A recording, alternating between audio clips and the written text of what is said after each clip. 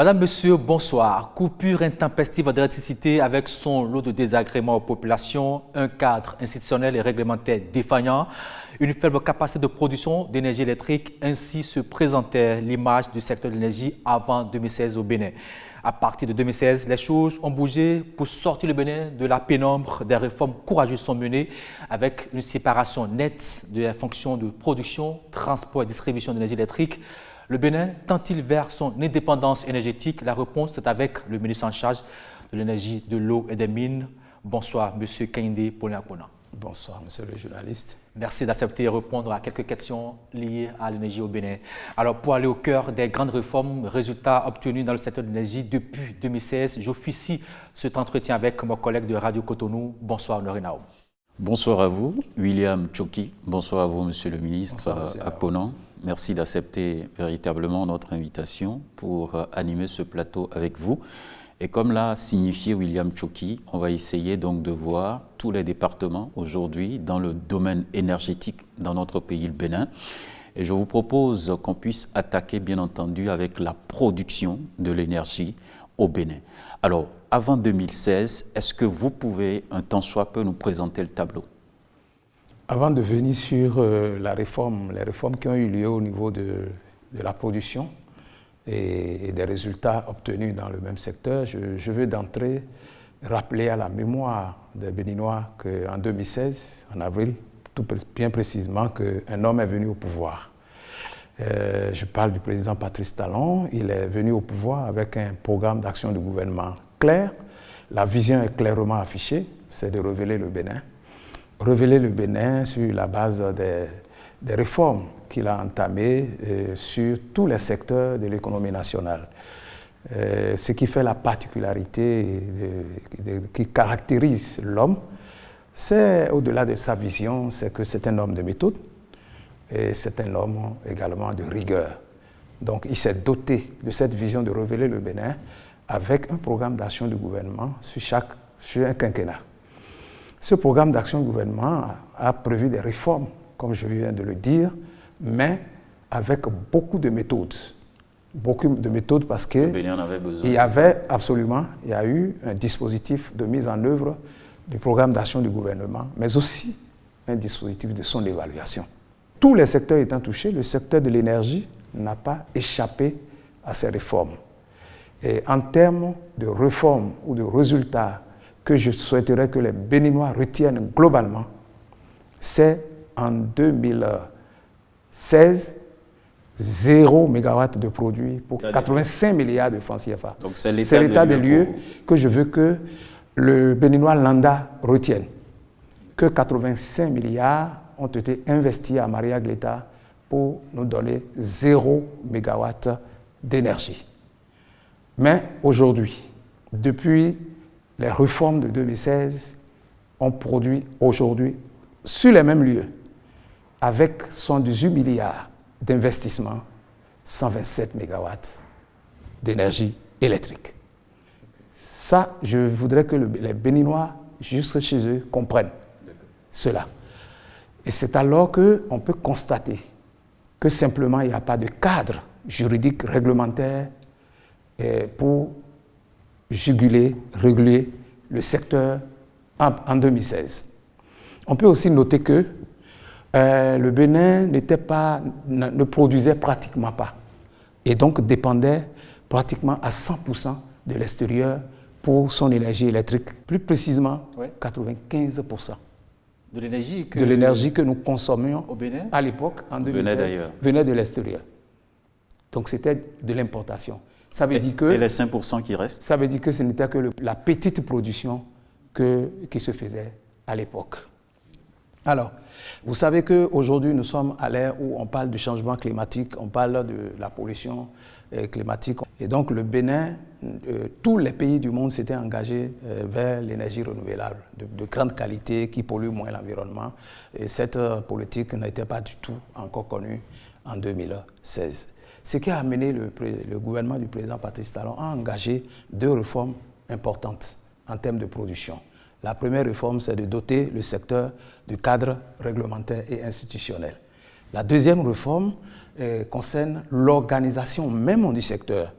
en distinguant, en séparant les fonctions qui n'étaient pas compatibles cumulativement. Je veux parler de la fonction de production. La fonction de production est désormais dédiée à une entreprise qui s'en occupe, la Société béninoise de production électrique. La fonction de production est séparée de la fonction de transport. Donc le transporteur national reste la communauté électrique du Bénin, la CEB, qui s'occupe du transport, et la distribution est exclusivement réservée à la SBDCE, entendez Société béninoise d'énergie électrique. Lorsque cette clarification a été faite, quels sont les résultats qu'on a pu obtenir avec ça? Il y a eu un certain nombre de documents réglementaires qui ont été élaborés pour c'est-à-dire cadrer juridiquement le secteur. Il y a eu par exemple l'élaboration des décrets d'application de la loi du code électrique et d'électricité en République du Bénin. Le même code qui a été d'abord revu, amélioré pour l'adapter aux spécificités de l'heure, parce que c'est un code qui existait, qui avait besoin vraiment d'être revu. Ensuite, il y a eu des politiques claires qui ont été définies pour l'énergie électrique au sein du pays, et politique dans laquelle le Bénin s'est engagé sur le chemin de l'énergie renouvelable. Il y a eu l'élaboration de la politique de maîtrise de l'énergie, mise en place des mesures pour améliorer l'efficacité énergétique. Vous savez, quand on parle d'efficacité énergétique, il ne s'agit pas de produits seulement, mais il s'agit de produits de l'énergie de bonne qualité, donc stable, qui nous évite des baisses de tension à tout moment. Et ça, le Bénin a réussi à s'inscrire dans cette dynamique. Justement, à ce niveau, qu'est-ce qui a été fait de façon concrète pour qu'il y ait de façon concrète, je vous l'ai dit. Oui. Il y a eu d'abord la création de la Société béninoise de production électrique, et qui s'occupe rôle clé de sécurisation et de l'approvisionnement en énergie électrique, exclusivement. Donc ça ne se mélange pas. Maintenant, l'intégration réussie du Bénin, le Bénin s'est inscrit dans un marché régional de l'électricité. L'objectif est double: créer une synergie d'action entre les pays de la sous-région, mais aussi réduire le coût de l'électricité.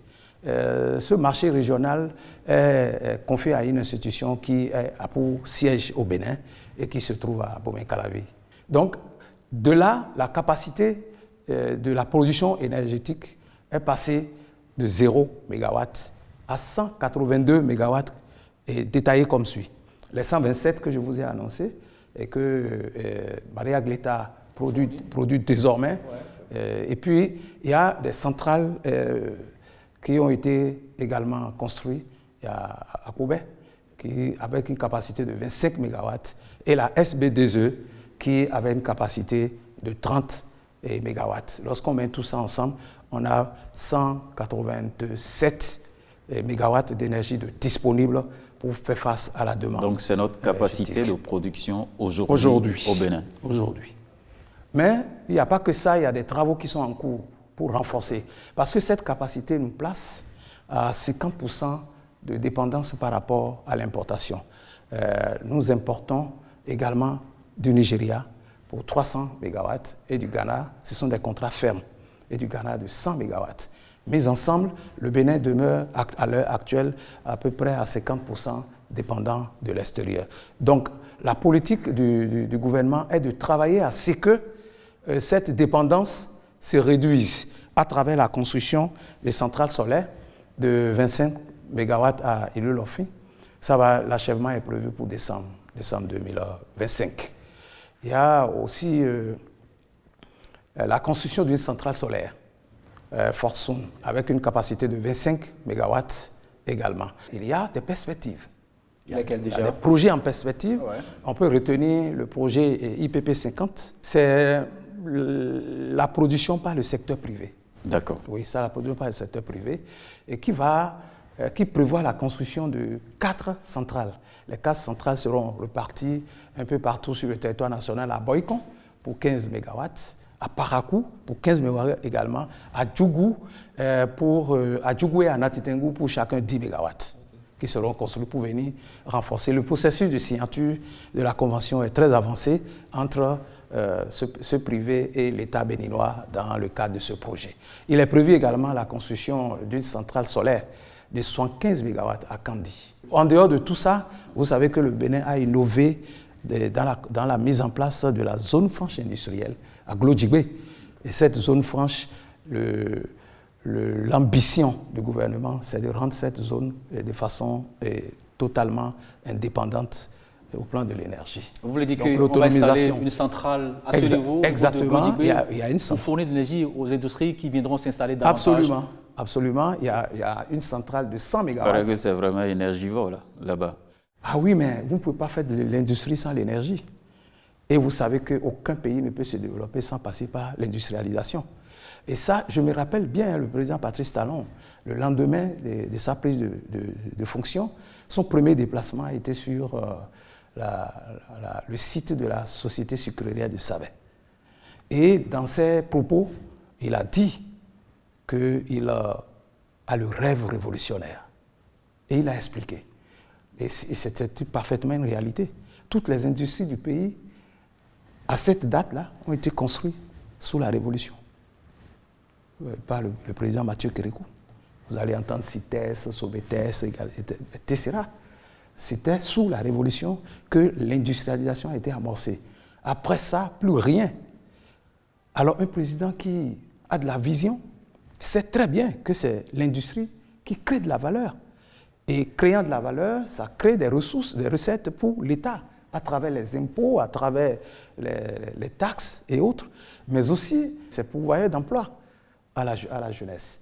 Donc, une telle politique doit être accompagnée par une politique conséquente et rationnelle de mise à disposition de l'énergie électrique.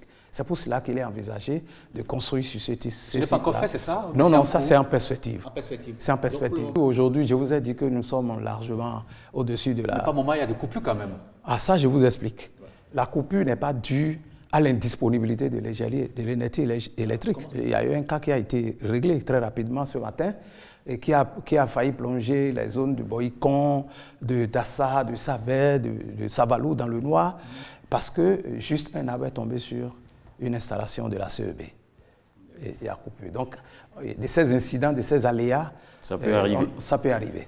Alors, aussi, oui. il y a parfois des coupures pour des raisons de maintenance. Parce que je le dis, ce qui n'a pas été fait, et pour que nous ayons des problèmes au plan de l'énergie électrique, c'est l'absence de maintenance des infrastructures qui datent depuis l'indépendance de notre pays et qui d'ailleurs se sont révélées finalement vétustes. Vous savez que la maintenance prolonge la durée de vie des infrastructures. Je voudrais revenir avec vous sur la production de l'énergie. Vous étiez en train de parler, bien entendu, des perspectives. Je voudrais savoir à quelle date le Bénin peut afficher une autonomie totale en termes de production énergétique. 2030 est fixé comme délai. Vous voulez dire qu'on ne va plus acheter de l'énergie chez le Nigeria, encore moins chez le Ghana? Le Bénin est résolument engagé sur ce chemin, parce que je vous ai dit, Glodjigbe, c'est dans moins de 5 ans. Hein. Glodjigbe, bientôt, c'est 100 MW.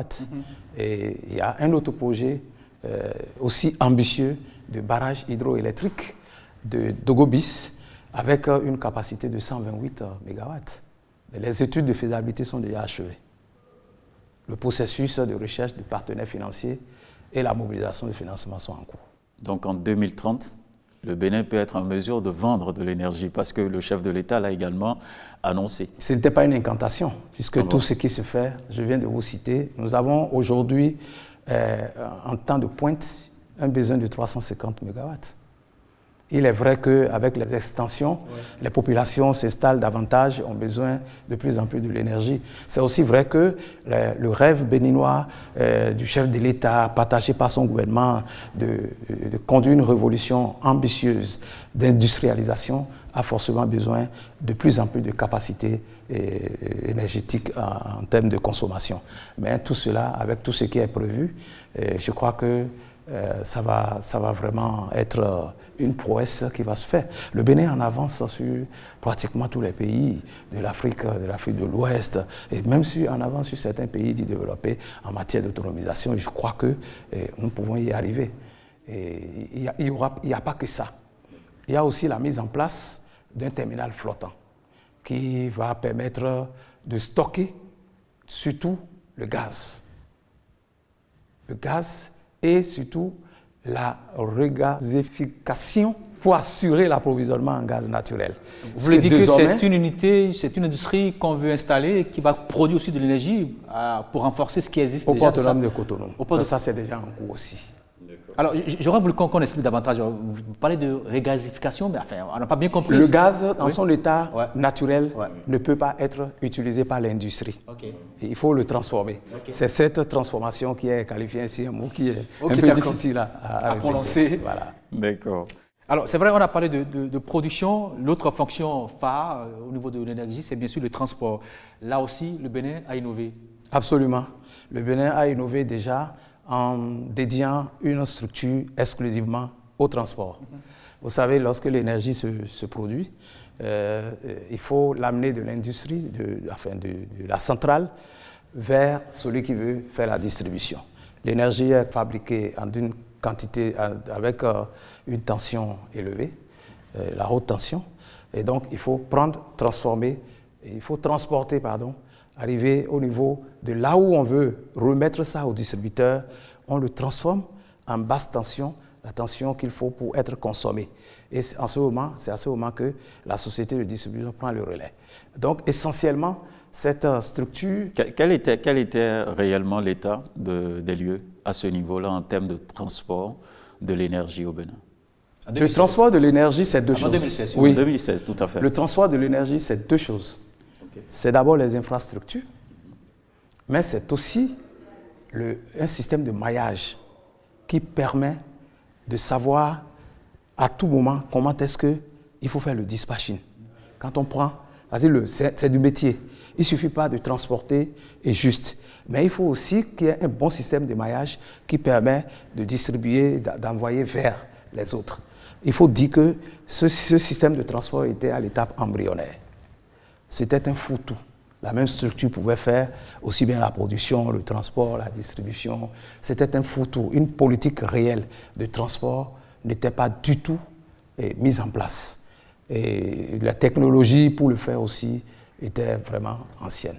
Et donc, il faut, à titre d'exemple, de 1970 à 2016, environ 45 ans, la CEB n'a construit que 12 postes de transport appelés postes sources.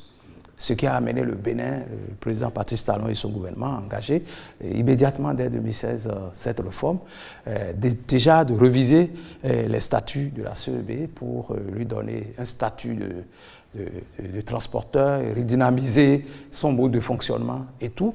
Et après, je vous ai dit que c'est d'abord du métier. Ouais. Donc, il va falloir que le métier de transport soit intégré, non seulement dans les statuts, mais dans les compétences aussi de la CEB. Et ensuite, de moderniser les infrastructures de transport. Ce que vous voyez, et puis on appelle les pylônes, un peu partout, ça sert à transporter l'énergie haute tension. Okay. Qu'est-ce qui a changé concrètement? Ce qui a changé, c'est que quand on dit qu'on fait de la spécialisation, je suis bien placé pour vous l'expliquer, quand on parle de la spécialisation, c'est que l'entreprise se concentre sur un cœur de métier et devient spécialiste forcément. La qualité du service devient meilleure, forcément. Donc il y a ça. Donc il n'y a qu'aujourd'hui, les infrastructures ayant été modernisées, ça permet d'avoir des capacités énormes pour pouvoir transporter l'énergie électrique et éviter ce qu'on appelle des pertes techniques. Donc lors du transport, plus les infrastructures sont vétustes, plus on perd de l'énergie lors du transport. Donc aujourd'hui, le transport est fait dans des conditions optimales qui permettent de transporter et de ne pas trop perdre de l'énergie sur la voie. Voilà. Et ne pas pénaliser les consommateurs, puisque plus la capacité est grande, plus nous avons suffisamment d'énergie à transporter. Si vous produisez suffisamment et que vous n'avez pas de capacités de transport qui sont cohérentes ou qui répondent aux besoins, on aura de l'énergie, mais on ne pourra pas les transporter. Et donc, à cet effet, près de 400 km de lignes de transport ont été construites et plusieurs postes ont été réhabilités. Il y a eu le poste d'Avakpa en particulier qui a été réhabilité, mais 8 autres postes ont été construits. Alors, les postes, comme je vous l'ai dit, c'est ces postes-là qui reçoivent et font le dispatching. Et quand ça arrive, c'est eux qui reçoivent et font le dispatching. Et c'est pour cela que ça a permis, je voulais dire, de renforcer les capacités en énergie. Par exemple, de la zone franche industrielle de Sémékodi, j'y étais. Je suis allé visiter cette zone franche pour savoir, et parce que le souci du chef de l'État est de donner les conditions optimales de facilitation aux entrepreneurs qui ont été acceptés dans la zone franche industrielle. Ce que je voulais dire, la politique d'industrialisation tient à cœur au président de la République. Et donc, il faut mettre toutes les conditions à leur disposition, y compris la disponibilité de l'énergie électrique.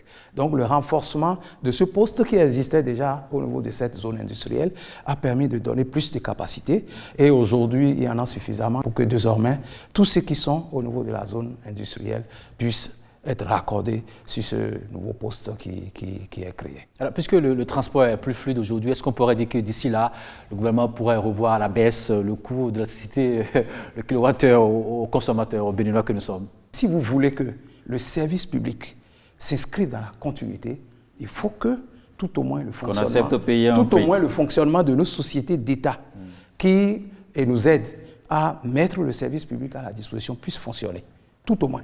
Puisque l'État prend déjà en charge tout ce qui est investissement et s'inscrit même dans la subvention d'un certain nombre de choses. Parce que l'État n'a pas vocation à faire des bénéfices, non pas du tout. Mais l'État a vocation à assurer la continuité du service public et un service public de qualité. Donc un autre projet qui a été réalisé, c'est à Glodjigwe, la zone industrielle de Glodjigwe, à Calavi et l'expansion urbaine qui suit déjà. Il y a aussi une zone industrielle à Ouida qu'on appelle à Gapé. Là aussi, il y a un poste qui a été construit là, comme à Ouedo, à Témé, Comège. Vous voyez dans certaines zones, parce qu'on parle du transport de l'électricité, donc il y a des poteaux qu'il faut implanter, il y a des raccordements qu'il faut faire. Vous savez qu'il y a encore beaucoup de citoyens qui sont en attente. Non, quelle est la vision concrètement? L'électricité, pas autant. L'électricité, pas autant, parce que ce que je vous dis, c'est ce que j'ai vu sur le terrain. Et puis, vous savez que ce gouvernement est un gouvernement responsable. Ce n'est pas un gouvernement qui fait du superficiel, de l'apparence. Non, c'est du concret. Quand vous allez dans cette contrée, en termes d'énergie électrique, il y en a suffisamment. Il y a suffisamment d'énergie avec la construction de ces 8 postes. Il est vrai que ce n'est pas tout le monde qui a déjà assez. Mais l'intérêt de ces sorties, l'intérêt de cette tournée, c'est aussi d'aller constater et de prendre des mesures immédiates, tout de suite. Parce que ce que le chef de l'État et son gouvernement visent, ce n'est pas seulement les infrastructures, mais c'est aussi l'impact sur le quotidien de la population. Et vous savez, ce projet qui a amené à construire les 8 postes, n'est qu'à sa première phase. La deuxième phase va toucher à plein fouet le quotidien des Béninois. C'est sûr et certain. Et puis c'est pour très bientôt et ça va se faire. Et sachez qu'à côté de ça, il y a eu des programmes et projets qui ont été faits d'électrification rurale qui ont touché les quotidiens à travers le projet Péru, par exemple, qui est un peu différent de ce que des projets d'envergure, mais qui touche le quotidien des Béninois. Nous avons vu de nos yeux. Et donc, un effort énorme a été fait par le gouvernement dans ce secteur-là. Et je crois que ça continue dès que la phase 2 sera amorcée maintenant. Ça touche directement à l'impact même de ces investissements sur les populations, tant au niveau urbain qu'au niveau rural. Donc ça veut dire qu'on peut donc avoir l'assurance de ce que vous allez continuer à implanter les poteaux, à continuer les raccordements pour absolument que les extensions vont se poursuivre, mais au-delà des extensions, c'est que des mesures d'interconnexion sont prévues et ces mesures d'interconnexion ont pour vocation de renforcer les capacités en énergie pour un peu plus de stabilité, mais aussi c'est un mécanisme qui, au bout du rouleau, finit par le bouclage et ça permet d'éviter que lorsqu'il y a un problème sur une installation, que ça se ressente sur tous ceux qui sont au bout, parce qu'on peut isoler ça et continuer la fourniture de l'énergie électrique de façon continue. Le temps de réparer la faute et de remettre la ligne directe. ou carrément lors des maintenances qui sont indispensables. Et donc aujourd'hui, non seulement investir massivement, mais accompagne ces investissements des mécanismes de maintenance. Donc c'est prévu qu'il faut les maintenir pour allonger la durée de vie et par le mécanisme d'amortissement, on prévoit aussi l'autofinancement de ces infrastructures à des dates bien précises. Je ne vais pas oublier, s'il vous plaît, que également dans les collines, il y a un poste qui a été également construit qui peut permettre de vraiment aider les populations de Savaie, de Tassa, pour venir renforcer les capacités de l'énergie. Donc il y a aujourd'hui, à côté de tout ça, au niveau de ces postes, vous verrez les centres de communication qui vont servir d'interface entre le transporteur et le distributeur. C'est pourquoi? C'est pour communiquer à temps réel et savoir ce qui se passe à travers les centres de dispatching pour savoir où est-ce qu'il y a eu panne. Où est-ce qu'il y a eu la panne pour qu'on aille rapidement détecter. Parce que c'est jusque-là, ce qui me prend du temps, ce n'est pas la réparation. Non, c'est l'intervention pour remettre l'électricité.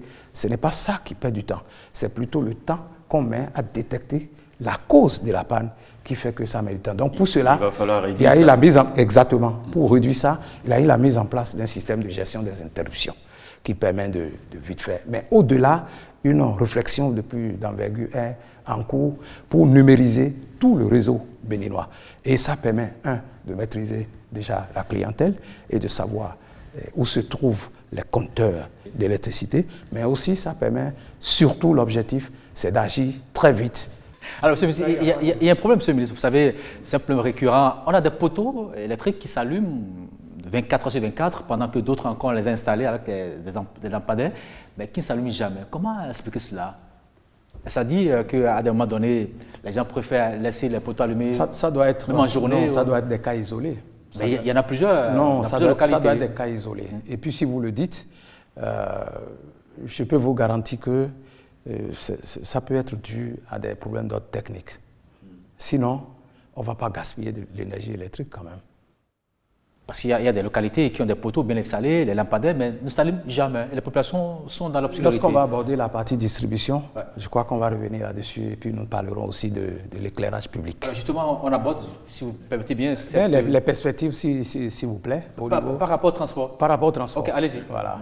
Et il y a le démarrage de la construction de la ligne de transport Natengu-Wassa-Pianco, Banikwara, Kandi. Et il y aura la construction des postes de transformation de haute tension à Wassa, Pianco et à Banikwara. Donc le financement est acquis. Il est attendu que les entreprises soient sélectionnées pour commencer le travail. Okay. Donc c'est ce qui reste à faire. En perspective. En matière de transport d'énergie. Du transport d'énergie. Ça va commencer quand? Le financement étant bouclé, et il ne reste que le recrutement des entreprises qui vont le faire. Donc raisonnablement, avant la fin de l'année 2025, on devrait démarrer ce travail. Mais il y a aussi de l'interconnexion. Ça, je vous l'ai dit tout à l'heure. Ouais. L'interconnexion est prévue entre Natitengu, Tangueta et Porga. Également entre le réseau de l'extrême nord du Togo et le nord du Ghana. Okay. Il y a aussi la réalisation d'une construction de lignes de transport, Parakou de Kisigbana et Malanville, pour compléter la ligne qui part de Onigbolo à Parakou, au fin de constituer une dorsale nationale de transport qui partira de Sakété à Malanville. Tous ces efforts, c'est pour aller vers le bouclage dont je vous ai parlé. Le même mécanisme a été utilisé ici au niveau urbain. Vous allez voir dans la bande ouest de Cotonou, et tout ça s'est mis sous bouclage. Et c'est pour bientôt ces travaux-là, pour éviter que dès qu'il y a une panne quelque part, que tous les systèmes soient... Donc ça va réduire considérablement les coupures d'électricité, les temps d'intervention. On va parler maintenant de distribution, on a déjà parlé de production, de transport. Distribution avant 2016, quel était l'état des lieux, monsieur le ministre Kehinde Paulin? Avant 2016, 1500 localités étaient électrifiées. Le taux d'électrification nationale était à hauteur de 30% et le taux d'électrification au niveau rural à 6,5%. En termes d'éclairage public, à peine 6 000 lampadaires nouvellement installés ou réhabilités sur le réseau et 17 000 lampadaires solaires. C'est ce qui était disponible. C'est ce qui était disponible. Et qu'est-ce que le gouvernement du président Patrice Talon a fait? Les réformes ont été également, en termes de distribution de l'énergie, engagées, et surtout sur la principale société, l'unique distributeur national, qui est la société béninoise d'énergie électrique. SBEE. Voilà, a été mis sur une gestion déléguée. Et Contrelec, qui est l'Agence nationale de contrôle des installations, a été également renforcée en capacité pour s'occuper maintenant du contrôle aussi des installations électriques internes. Donc, voilà, ce sont les réformes qui ont été principalement engagées. Ces réformes, quels sont les résultats qu'on a eu au bout de ces réformes? De 2016 à 2024, il y a plus de 3200 localités qui ont été électrifiées, portant le taux de couverture nationale de 28 à 60% à fin 2024. Donc 28% en 2016, 60% en 2024. Et le taux d'électrification est passé de 30% à 45% au plan national. Là où il y a une grande prouesse, c'est au niveau de l'électrification rurale. Ce taux, je vous avais dit, c'est 6,5%. C'est passé aujourd'hui, à fin 2024, à 30%. Et au titre des branchements, 297 000 nouveaux branchements ont été réalisés entre 2016 et 2023, avec une production de coûts de raccordement divisé par 5, facilitant l'accès à l'électricité à la population les plus vulnérables. Et là-dessus, je voudrais vous donner une petite explication, parce que le coût avant, c'était 105 000 francs. Mais aujourd'hui, c'est à 20 000. Pour avoir l'électricité. Pour avoir un compteur à la maison. À la maison. Et au niveau rural, la population a été exonérée des formalités de Contrelec. Ils ne payent pas pour ça. Ils ne payent pas pour ça. Donc vous payez seulement les 20 000 francs, vous avez votre compteur à la maison. Vous avez votre 20 compteur 000 à la francs, maison. d'accord, mais on souffre pour l'avoir quand même. Oui, à un moment donné, on peut parler d'indisponibilité, mais ces problèmes sont réglés maintenant. C'est réglé maintenant. Et c'est aussi dû non seulement à l'indisponibilité des compteurs entre-temps, mais aussi à la capacité du transfo à donner de l'énergie. Donc les transfos ayant été renforcés, ils ont plus de capacité et la disponibilité des compteurs électriques qui sont maintenant des compteurs intelligents. Parce que c'est ça aussi, cette réforme de passer de ces compteurs intelligents aux compteurs qui existaient a eu un peu de perturbation. C'est le même coût aussi en milieu urbain? Parce que c'est seulement 20 000 francs qu'on paye pour avoir sur le compteur en milieu urbain, mais le montant est différent. Non, le montant n'est pas différent, c'est au même coût. Je suis aussi à Cotonou, que oui, vous pouvez, ce qui a été fait dans ce secteur, je vous dis. Je vais à la direction de la SB2E, je dépose 20 000 francs, j'ai mon compteur, c'est ça? Mais oui. Mais il y a une technique que vous oubliez, et ça je dois le dire ici, parce qu'il y a quand même des citoyens qui ont porté donc cette plainte-là plusieurs fois, que j'ai entendu. Il y a des stratégies qui sont utilisées au niveau des agences. Vous allez donc pour demander votre compteur, on vous dit c'est le coût, mais il y a des gens qui sont là, qui disent si vous voulez avoir ça dans la célérité, il faut donc payer plus. Qu'est-ce que vous faites pour ça? Non, c'est tout l'intérêt de la gestion déléguée. Aujourd'hui, lorsque vous payez la SB2E, c'est une réforme organisationnelle inédite, y compris la mise en place d'un système d'information de gestion qui permet à temps réel d'avoir des informations sur ce qui se passe, surtout les plaintes qui sont remontées très rapidement. Aujourd'hui, la SB2E est en train de moderniser les directions régionales par la mise en place déjà des directeurs au niveau de ces régions. Et vous savez, le problème de nos entreprises publiques, qu'est-ce que c'est? Avant l'arrivée au pouvoir du président Patrice Talon, tout le monde pense que c'est le public. On peut en faire ce qu'on veut. Et les hommes s'enrichissaient au détriment même de la qualité du service qu'ils doivent donner aux populations, au détriment même de la pérennisation même du service public, de la continuité, par tout au moins la prise en charge du fonctionnement de ces sociétés qui sont chargées de conduire ces politiques à l'opérationnel au profit de nos populations. Mais aujourd'hui, une nouvelle culture de gestion est en train d'être mise en place au niveau de la SB2E grâce à la gestion déléguée qui se passe très bien et que moi je soutiens de toutes mes forces parce qu'on ne peut pas continuer par appauvrir nos sociétés au détriment du service public. Il y a toujours des failles en tout cas, il y a toujours des failles parce que les plaintes ne manquent pas. Aucun système au monde n'est infaillible. Aucune organisation au monde n'est infaillible. Tout ce qu'il faut éviter, c'est de perdurer dans l'erreur. Nous avons, pendant des décennies, on s'est comporté comme si on n'était pas capable de conduire les politiques de développement. Le président Patrice Talon, en 5 ans, en moins de 5 ans, à partir de 2019 déjà, a démontré déjà qu'on peut, avec le peu de moyens que nous avons, en gérant avec transparence, en gérant avec rigueur, en mettant en place une bonne politique de transparence fiscale et budgétaire, on peut se développer avec nos maigres ressources. Ce n'est pas les moyens qui faisaient défaut, mais c'est la manière dont ces moyens avaient été gérés au détriment de l'intérêt général. Certains intérêts particuliers étaient satisfaits. Mais je vous répète qu'aujourd'hui, la culture d'entreprise qui est en train d'être mise en place au niveau de la société de distribution, dans les années à venir, dans les 3-5 années à venir maximum, porteront les fruits. Et puis, nous allons inculquer surtout une nouvelle culture d'entreprise à ceux qui... Est-ce qu'ils sont en train de préparer les Béninois, d'autant plus que... Ça se fait, puisque je viens de vous dire qu'il y a une réforme au niveau des directions régionales. Ce sont des Béninois qui sont nommés à ces postes et qui sont en train d'être, je vais dire, sensibilisés, formatés, merci, à une nouvelle culture d'entreprise qui placera l'intérêt général au cœur des actions de gouvernance. Alors, monsieur, je repose ma question. Je disais tout à l'heure, vous avez dit que quand on va aborder le secteur distribution, je dis il y a des poteaux dans certaines localités avec les lampadaires installés, mais qui ne s'allument jamais, pendant qu'ailleurs, il y en a qui sont allumés à longueur de journée. Comment expliquer cela, monsieur le ministre? Je vous ai dit d'abord que ce n'est pas des cas isolés, il faut le reconnaître, ce n'est pas majoritairement ce qui se passe. Même si c'est condamnable, et même malgré ça, c'est condamnable. C'est condamnable qu'il y ait de l'électricité en plein jour quelque part, alors que de l'autre côté, la nuit, il n'y en a pas. Alors, je vais vous dire ce qui se passe actuellement.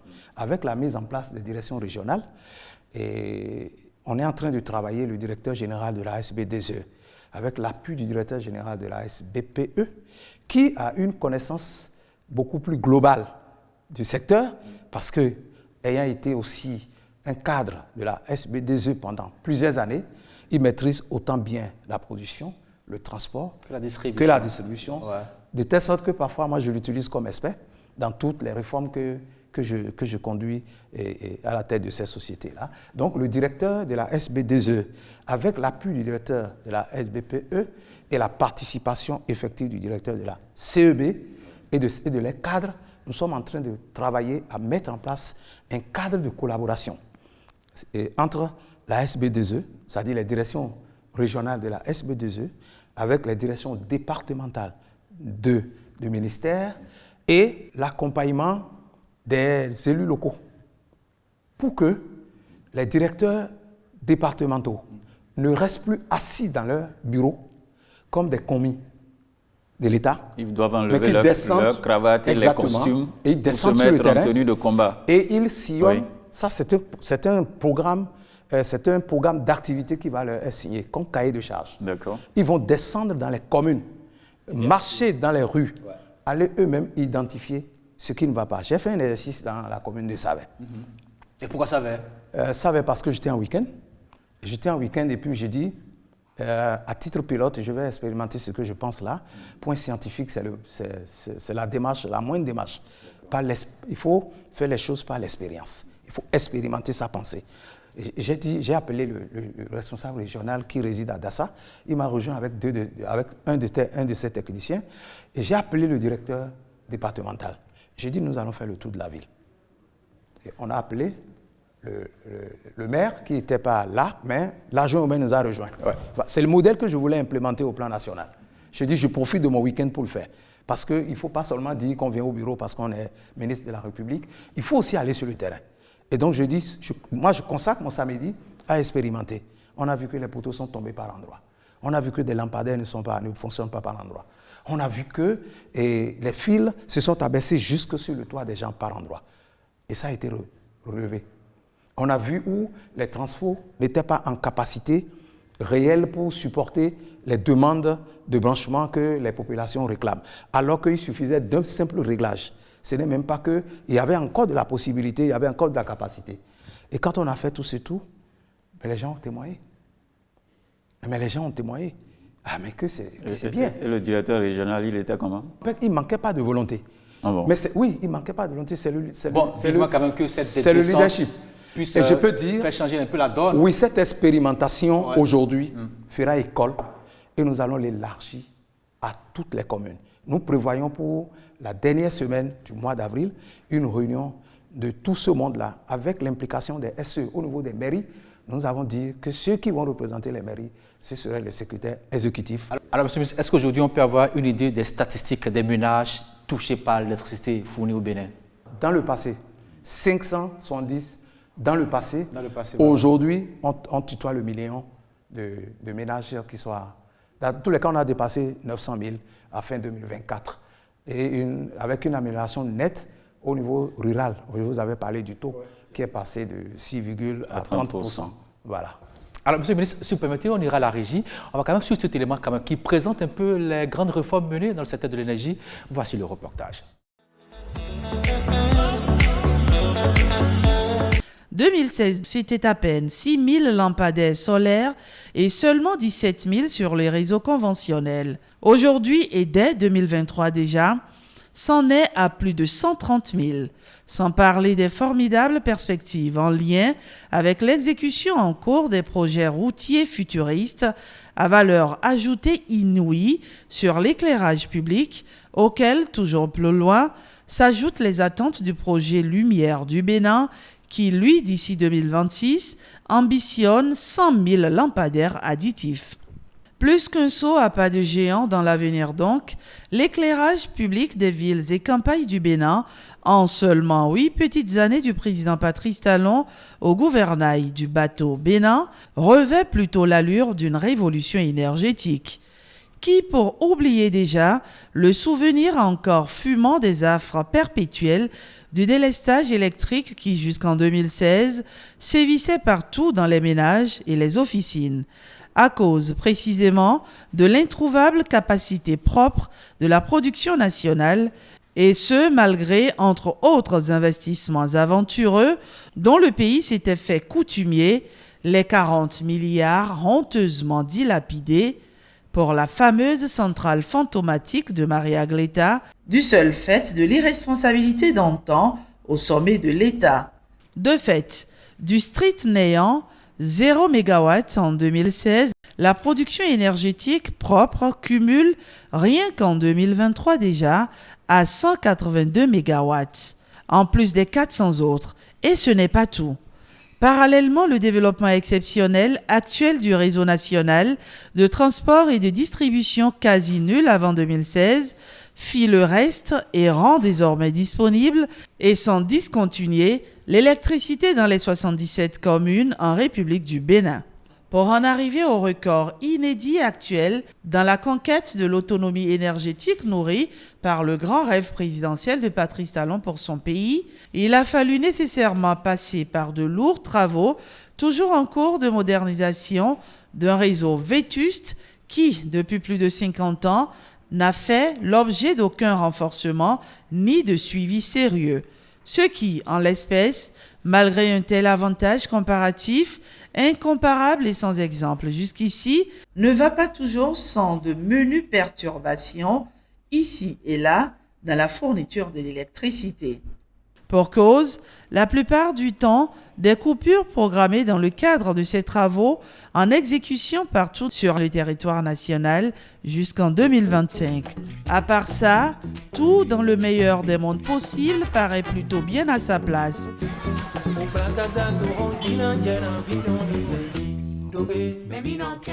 Alors, Monsieur le ministre Aponan, vous venez de suivre avec nous cet élément témoin.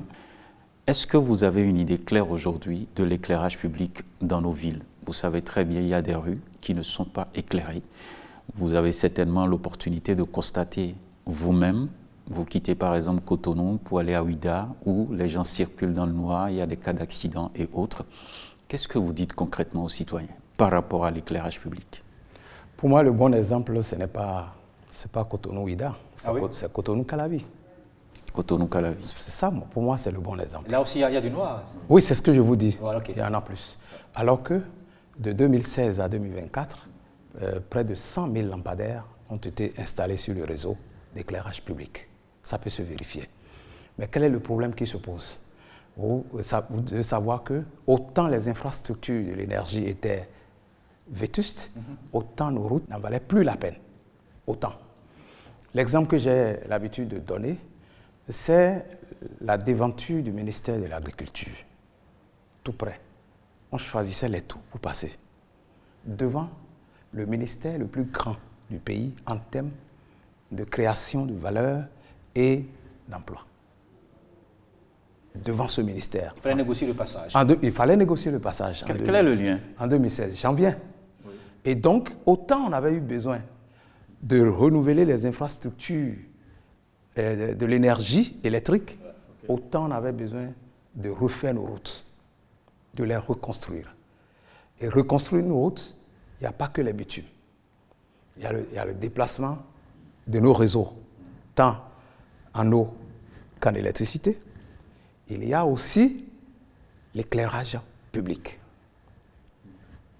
Si vous suivez bien la politique budgétaire de ce gouvernement, avec sa rationalité, la rationalisation dans l'utilisation des fonds publics, on ne saurait remplacer des lampadaires sur des tronçons qu'on veut moderniser. Lorsque vous remplacez les lampadaires, c'est à coût perdu, alors que nous parlons de rareté des ressources. Et donc, toutes ces routes-là sont programmées pour être réhabilitées en bitume, en canalisation, en énergie électrique. Et pour quand?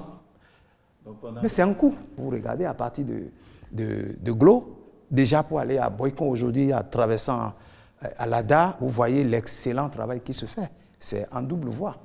Ça va entrer dans Calavi et venir croiser l'échangeur de Godomain avec le remplacement de tout ce qu'il y a comme installation d'éclairage. Donc c'est le projet de remplacement de ces équipements-là qui véritablement va régler définitivement ce problème. Mais il y a aussi une réforme dans ce secteur.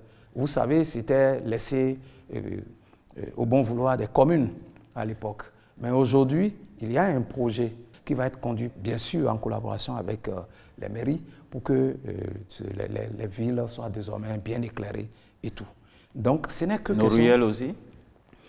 Partout où l'asphaltage va passer, c'est systématiquement avec toutes les commodités. Vous voyez ça? Partout où l'asphaltage passe, ce n'est pas qu'on a... Vous savez... les lampadaires solaires, c'est ça? Oui, solaire. On a vu ça. Est-ce que le projet a prévu, après que les batteries soient épuisées, qu'on pourrait les remplacer quelques années après? C'est prévu dans tout ça? Vous serez surpris par la cohérence et l'intelligence qu'il y a derrière la stratégie de l'électrification au Bénin. Il est prévu que des centrales photovoltaïques soient construites pour être des relais de remplacement de ces installations. Le Bénin ne va pas continuer par importer. Quand je vous parle d'industrialisation, ce n'est pas seulement alimentaire, c'est dans tous les secteurs. Tout ce qui se fait déjà aujourd'hui à Glodjigbe, c'est beaucoup de choses. Mais il est prévu aussi que des centrales soient construites pour fabriquer des batteries qui peuvent être utilisées comme relais pour remplacer. Donc des matières premières, des pièces de rechange indispensables qu'il ne faut pas aller chercher à l'extérieur après. Quand on a ces genres de projets d'envergure, des projets structurants pour soutenir la constance et la continuité dans la fourniture de l'énergie électrique, souffrez que ça prenne un peu de temps. Donc vous dites aux populations que ça prenne un peu de temps. De continuer de rêver, c'est ça? Non, ce n'est pas un rêve. Ce n'est pas un rêve puisque c'est clair, ça se voit que les travaux se font. Et ça va se continuer. Et le chef de l'État a été formel là-dessus. Et c'est dans cette optique que nous nous sommes inscrits en lançant le PTA du ministère pour 2025. C'est de voir tous les chantiers qui sont en cours être achevés au 31 décembre 2025.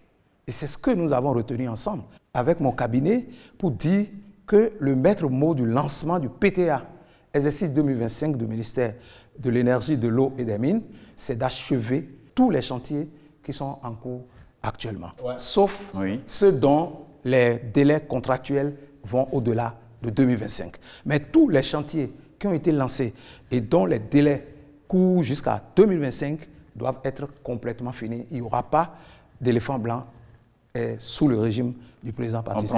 C'est ça qui justifie mon déplacement sur le terrain. Parce que quand nous nous déplaçons sur le terrain, ce n'est pas seulement pour aller constater. Le premier geste que j'ai posé, arrivé à la tête de ce département ministériel, c'est d'avoir mis en place un comité de suivi des programmes et projets du PAG au sein du ministère.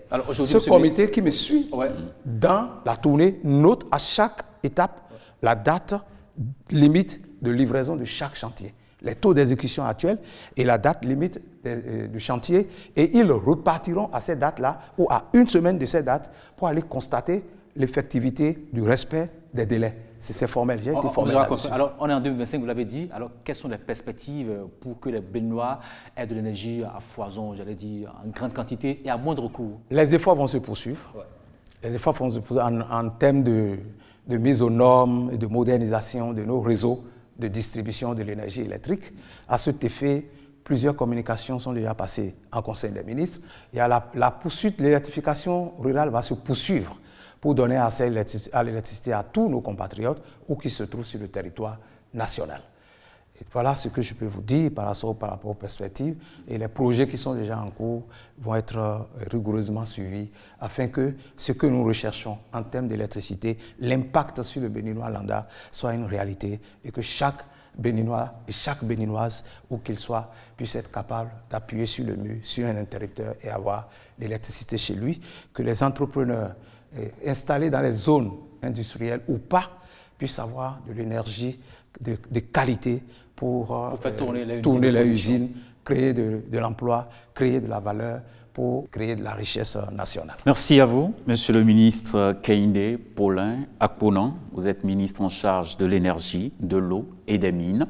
Vous avez essayé donc d'apporter un peu plus de clarification au peuple béninois par rapport à la gouvernance du président Patrice Talon et de son gouvernement dans le secteur de l'énergie dans notre pays. J'espère bien que vous vous rendrez disponible pour d'autres plateaux, pour aborder d'autres secteurs que vous pilotez, bien entendu, depuis votre arrivée donc dans le gouvernement du président Patrice Talon. Mesdames et messieurs, merci pour votre attention et à très bientôt.